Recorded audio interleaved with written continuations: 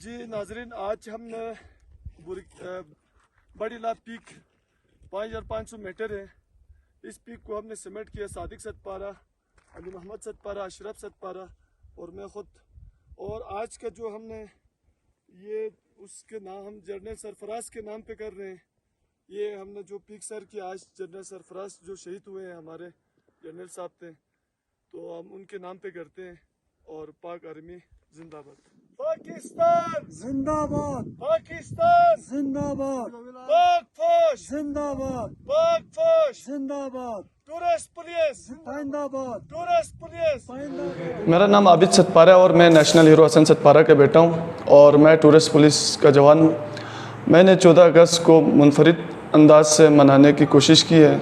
मैंने बड़ी ला peak 5550 metre वहाँ उसमें मैंने सीमेंट के ऊपर 90 फुट का परचम लहरा के मुल्क और कौम का नाम रोशन किया और मैं अपनी ये कामयाबी पाक फ़ौज के नाम करना चाहता हूँ।